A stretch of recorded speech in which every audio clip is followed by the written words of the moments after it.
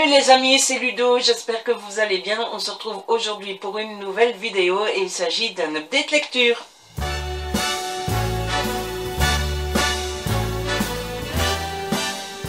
J'ai 6 livres à vous présenter cette fois-ci. Il n'y a pas vraiment de... Ah si, il y a un gros coup de cœur de... Ben, je vous en dis pas plus, on va commencer tout de suite. Le premier livre que j'ai lu, c'est la saison 3 d'Alex... Bah non, la saison 3 d'Alex Cartier, ça fait pas dire quoi.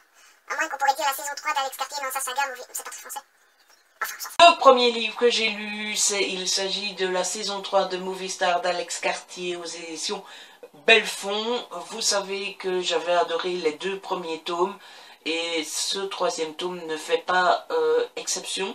J'ai même presque préféré ce tome-ci aux 2 premiers. Déjà dans les 2 premiers tomes, vous le savez, on suit l'histoire à travers les yeux d'Ophélie. Ici, dans celui-ci, on suit l'histoire aussi à travers les yeux de Laure.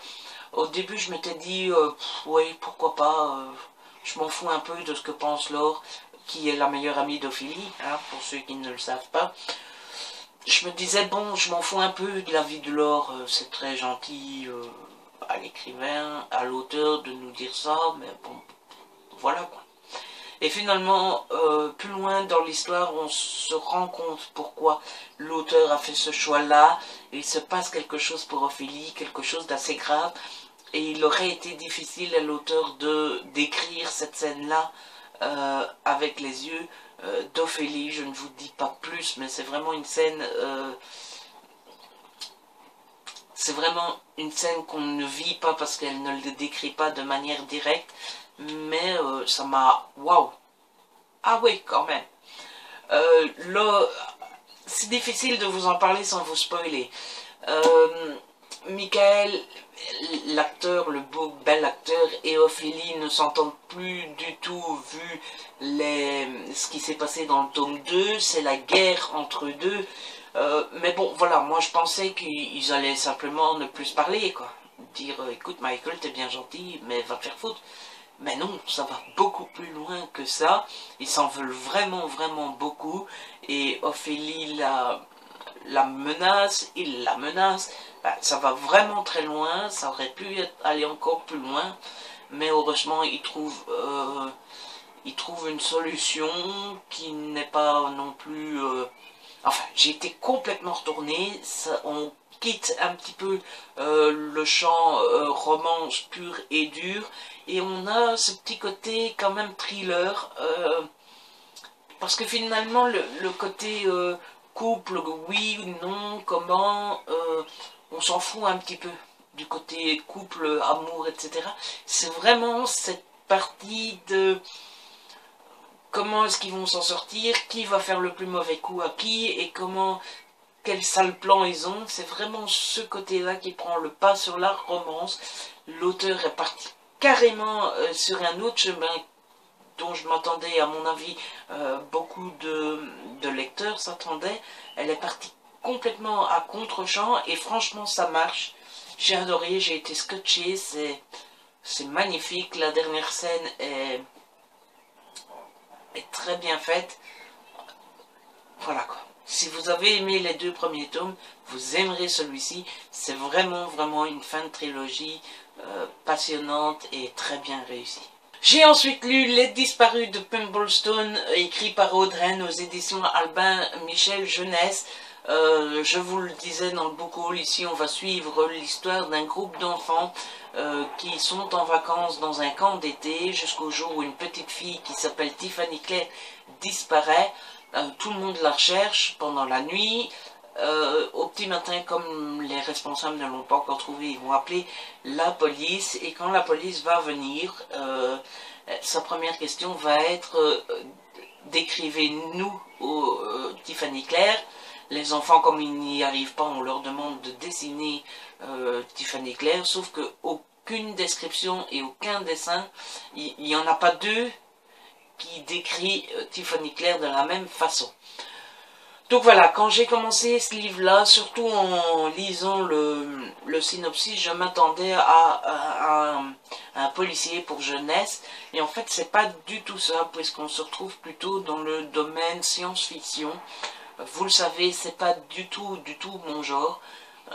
Sauf qu'ici, voilà, comme c'est jeunesse, c'est écrit pour les jeunes, avec des chapitres assez courts, et évidemment c'est écrit très gros. C'est plutôt bien passé. Maintenant, c'est très jeunesse. D'habitude, ça ne me dérange pas. Ici, je me suis parfois quand même un petit peu ennuyé. Le point le plus réussi pour ce roman, c'est qu'il est parfait pour mettre le pied à l'étrier de nos enfants les plus jeunes. Je suis pas sûr que ça soit jeune non plus. À mon avis, pour les 10-12 ans ou 10 ans, voilà, c'est parfait pour leur mettre le premier pied à l'étrier et pour leur donner goût à la lecture et pour leur faire voir un petit peu ce qu'est le fantastique et la science-fiction. De jeunes qui m'a beaucoup plu et qui m'a beaucoup fait rire. Ils se font appeler les Téréanthropes. Et en fait, c'est des jeunes qui se surnomment avec des noms d'animaux et ils enquêtent. Et ils ont décidé d'enquêter sur la disparition de Tiffany Claire. Je les ai trouvés très mignons, très choupis parce que c'est... On va enquêter et ils se prennent pour des petits Sherlock Holmes, ils ne disent rien aux adultes, parce qu'évidemment les adultes ça ne comprennent rien. Il y a des histoires qui ne sont pas forcément réelles ou du domaine du possible. Si on raconte ça à un adulte, il va nous prendre pour un con, mais en fait c'est lui qui ne comprend rien. Donc ils m'ont beaucoup fait rire. Zoé aussi qui va se faire virer du camp, mais qui va jouer un rôle prédominant dans l'histoire, et elle aussi elle fonce à fond dans l'histoire. Enfin voilà, l'épilogue est un petit peu court, hein, il fait juste 2 pages, mais il est assez joyeux. Donc voilà, c'est très jeunesse, je me suis ennuyé à certains passages, mais j'ai trouvé l'histoire très cool pour mettre le premier pas à l'étrier de nos enfants. Pour quelqu'un qui n'a lu que des BD et qui veut se mettre au roman et découvrir le genre science-fiction, fantasy, c'est parfait. Et voilà, si vous avez l'occasion de le piquer à votre gosse, pourquoi pas, c'est choupi, c'est tout mignon, ça se lit très vite parce que c'est grand, c'est écrit grand et c'est écrit très jeunesse. Mais voilà, il est assez sympathique, je vous le conseille si vous avez des enfants. Si vous êtes tout seul comme moi et que vous avez 25-30 ans, je suis pas sûr que ça vous plaise. Mais si vous avez des enfants, foncez. Ensuite, j'ai lu Confess de Colleen Hoover aux éditions Hugo Roman dans leur collection New Romance. Les Colleen Hoover, tout le monde connaît. Moi, c'est mon 3e après Ugly Love et Maybe Someday. Maybe Someday qui avait été mon préféré de l'auteur, et il le restera puisque j'ai beaucoup aimé Confess, mais pas autant que Maybe Someday. D'abord, premièrement, première chose à dire avec ce roman, c'est que j'ai été très étonnée. J'ai trouvé que dans ce roman, il y avait une pointe de... Je suis peut-être le seul à penser ça, mais il y avait une pointe de thriller. Et ça m'a vraiment étonné, parce que c'est du Colleen Hoover, moi je m'attendais à de la romance et puis point barre. Mais j'ai trouvé qu'il y avait cette petite pointe de thriller, parce que finalement le sujet du livre n'est pas tellement de savoir est-ce que Owen et Auburn vont finir ensemble ou comment ils vont finir ensemble, mais c'est bien de savoir qui est ce salopard et cette crapule de Trey, qu'est-ce qu'ils vont faire subir à Owen et Auburn et comment est-ce que ces 2 derniers vont pouvoir se débarrasser de celui-ci.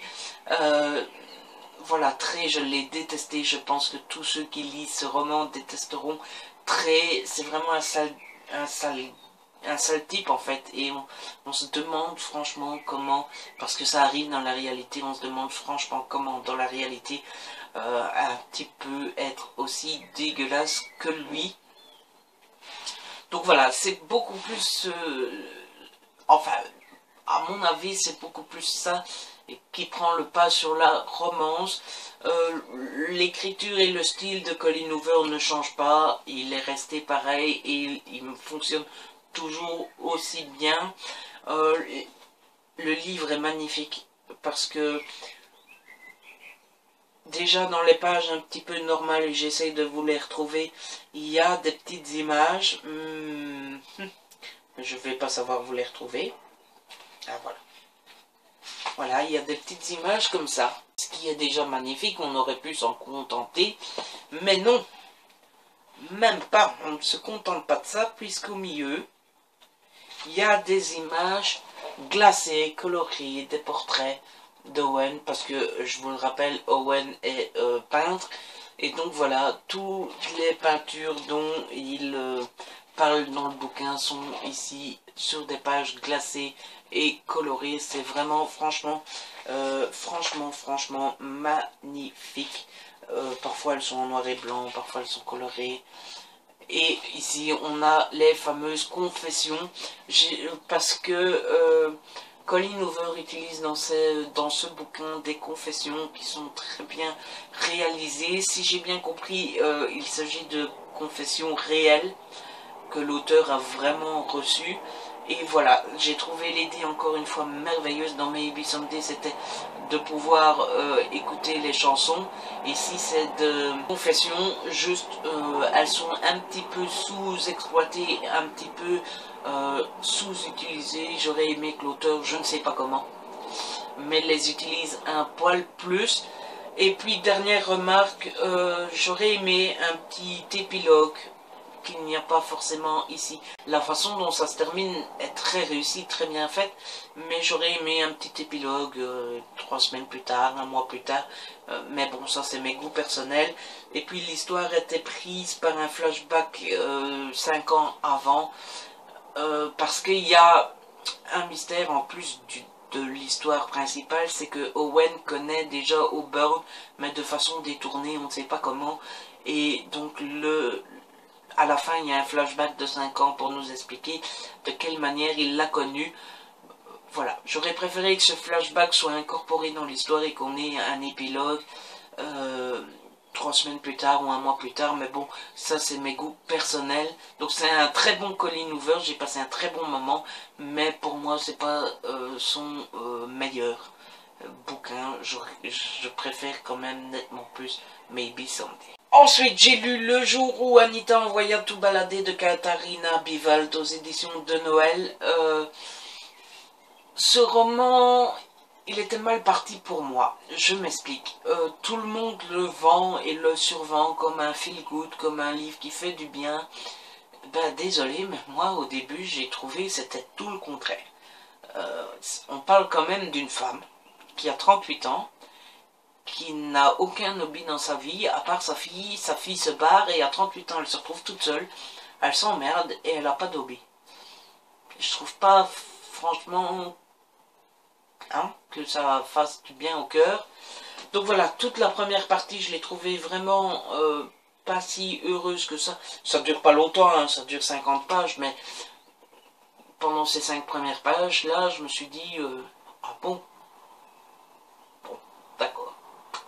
Et finalement, là où ça fait du bien, c'est par la suite, parce qu'elle rencontre du monde, on rencontre ses collègues qui, évidemment l'aiment beaucoup, qui ont un caractère assez trempé aussi.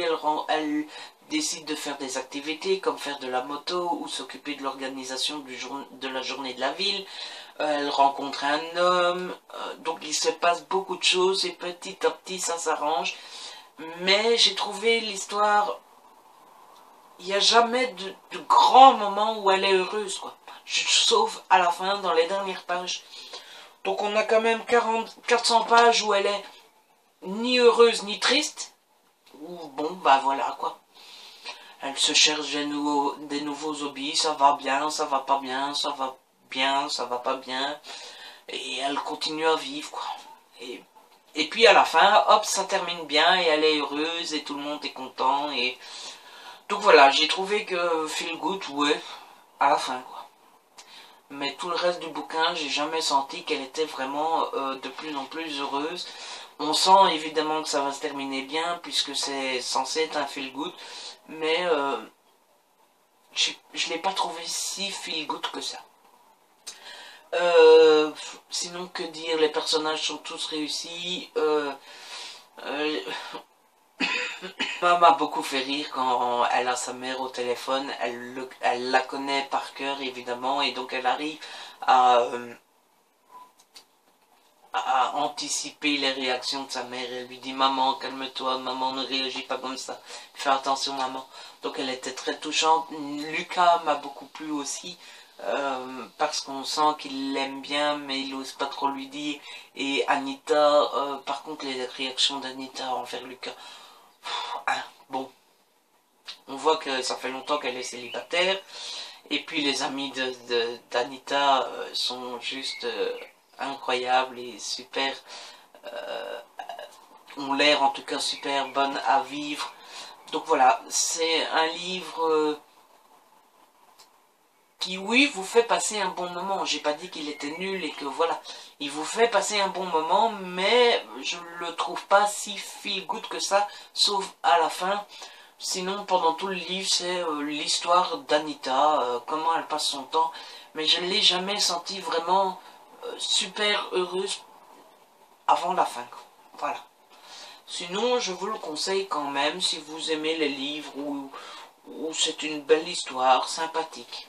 Ensuite, j'ai lu Après la fin de Barbara Abel aux éditions Pocket. Je l'ai lu en lecture commune avec Stéphanie de la chaîne Piketty Bookin. Si vous ne connaissez pas encore Stéphanie et sa chaîne, je vous mets le lien en barre d'infos. C'est une booktubeuse que j'aime beaucoup, que je suis pas du tout depuis ses débuts, mais depuis un bon petit moment. Maintenant, ça doit faire une bonne poignée de semaines.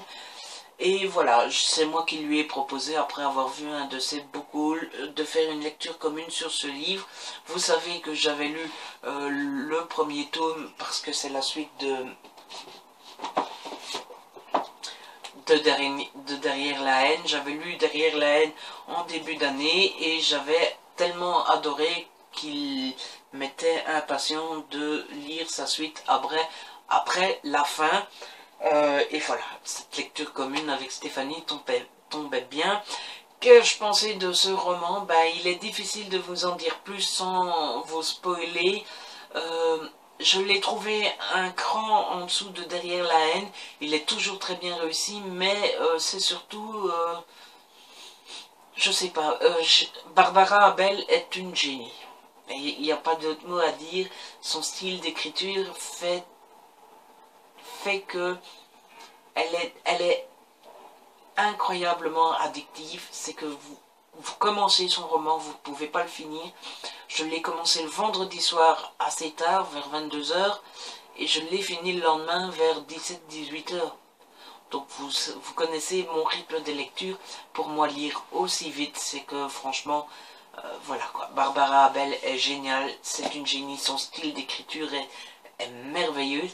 Elle arrive à vous créer cette espèce d'ambiance, cette espèce de brouillard, cette espèce de chape de plomb, où vous sentez que personne n'est à l'abri, que tout peut arriver. Et voilà quoi, c'est absolument génial. Si vous ne connaissez pas Barbara Abel, et Stéphanie vous dira la même chose que moi, il faut absolument que vous vous y mettiez, parce que cet auteur est magnifique, génial, c'est une génie. Le seul petit point négatif, c'est, je trouve, la fin. Stéphanie l'avait deviné, moi non. Mais elle est très ouverte. Si vous n'êtes pas mis avec les fins ouvertes, vous risquez d'être fâché avec ce livre-là. J'ai trouvé qu'il y avait beaucoup de questions qui restaient en suspens. Et moi, j'aurais aimé une vraie fin, quoi. Je me demande si l'auteur n'a pas fait exprès de se ménager une petite porte au cas où elle voudrait en faire encore une suite, quoi.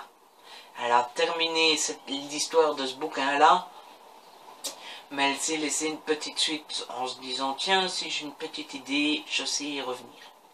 Donc voilà, j'ai beaucoup aimé, un poil moins que le premier, mais Barbara Abel est une vraie génie et vous ne pourrez qu'aimer ce bouquin.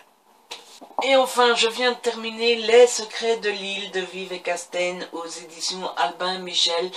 J'ai beaucoup aimé ce livre-là. Je pourrais me contenter de vous dire, si vous aimez les polars nordiques, vous aimerez ce livre-là. C'est aussi simple que ça. Que dire, je ne sais pas, les polars nordiques ont ce petit quelque chose indéfinissable, cette petite ambiance, cette petite... On on reconnaît tout de suite un polar nordique, et c'est le cas de celui-ci. J'ai retrouvé cette ambiance, une ambiance que j'aime bien. J'ai pas encore beaucoup lu de polar nordique, mais j'aime vraiment beaucoup cette ambiance, et on la retrouve ici. L'histoire est pas mal parce qu'on retrouve en fait un civil qui est mort. On se demande pourquoi ce civil est mort, et on va se rendre compte qu'il y aurait des relations avec l'armée, mais pas l'armée de nos jours, l'armée d'il y a 30 ou 40 ans, une branche de l'armée qui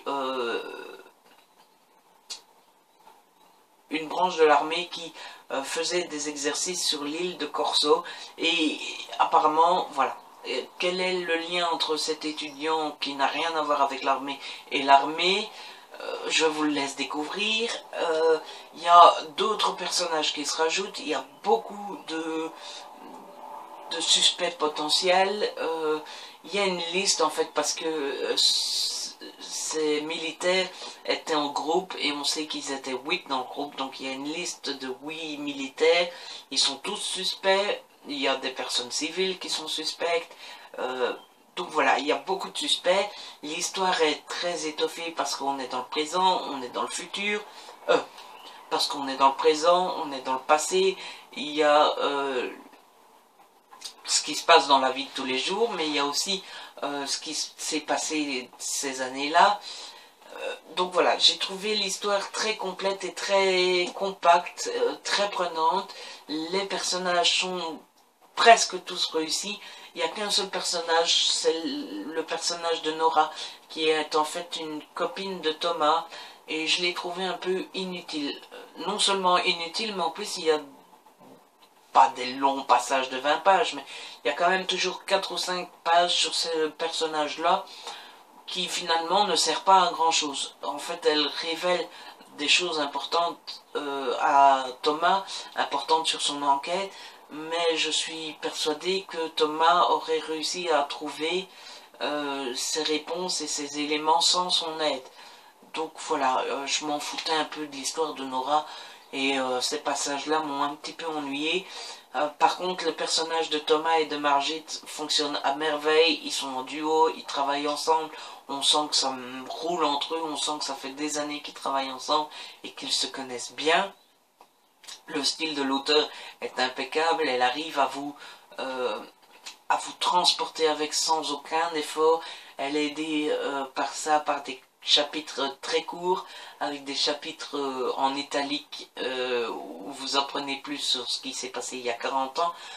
Tous des éléments que moi j'aime et qui font que j'aime un livre et qui font que j'ai aimé ce livre-là. Donc voilà, si vous aimez les polars nordiques, c'est sûr vous allez aimer. Et si vous aimez les simples policiers, thrillers, il pourrait vous plaire aussi. J'ai passé un très bon moment, c'est mon premier Vive Castel et ça sera sûrement pas le dernier. Et voilà, c'est comme ça que se termine cette vidéo, j'espère qu'elle vous aura plu. Si c'est le cas, n'hésitez pas à laisser un petit pouce bleu ou à partager. N'hésitez pas à commenter aussi, c'est toujours chouette qu'on échange entre nous. Abonnez-vous, c'est gratuit et ça fait si plaisir. On se retrouve très vite pour une nouvelle vidéo. D'ici là, prenez soin de vous et de ceux que vous aimez.